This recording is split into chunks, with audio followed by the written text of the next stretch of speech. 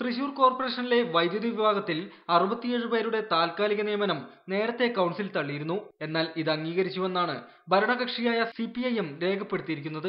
നിയമനം അംഗീകരിച്ചാൽ 1.5 കോടി രൂപ ബാധ്യത വരുമെന്നാണ് പ്രതിപക്ഷം പറയുന്നത്.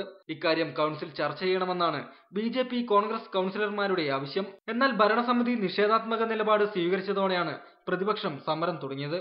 ഒന്ന് മേയറും ഡെപ്യൂട്ടി മേയറും ഇന്നത്തെ അജണ്ടയിൽ ഒട്ട് ആവശ്യപ്പെട്ടപ്പോൾ മുനിസിപ്പൽ നിയമം ലംഘിച്ചുകൊണ്ട് ഒട്ട് അനുവദിക്കാതെ ബെല്ലടിച്ച് ഇറങ്ങിപ്പോവുകയാണ് ഉണ്ടായത്.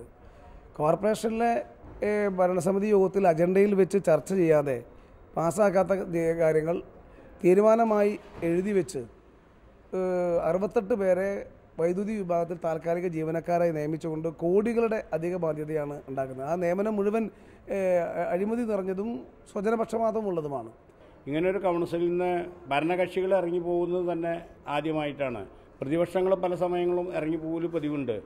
അത് വിട്ട് ഒരു തീരുമാനം എടുക്കാതെ നമ്മളിരിക്കുന്ന സമയത്ത് ഇനിയിപ്പോൾ എന്തായാലും നാളെ നമ്മളെ ഓഫീസ് തുറക്കുന്നത് വരെ തന്നെ നമ്മളിവിടെ സമരത്തിന് ഇരിക്കാൻ തന്നെയാണ് ഞങ്ങളുടെ തീരുമാനം. LDF കാലത്തെ റിലയൻസ് കരാർ അഴിമതിയിലെ വിജിലൻസ് അന്വേഷണവും വടക്കേ സ്റ്റാൻഡ് നവീകരണം തുടങ്ങിയ കാര്യങ്ങളിലെ തീരുമാനങ്ങൾ കൗൺസിൽ യോഗത്തിലേത് പോലെയല്ലെന്നും അതും അന്വേഷിക്കണമെന്നും ആവശ്യപ്പെട്ടിരുന്നു. എന്നാൽ ടെലിഫോൺ കേബിൾ ഇടുന്നതിന് അനുമതി നൽകിയ കാര്യത്തിലെ അഴിമതി അന്വേഷിക്കാൻ മാത്രമാണ് കോർപ്പറേഷൻ അംഗീകാരം കൊടുത്തിരിക്കുന്നത്.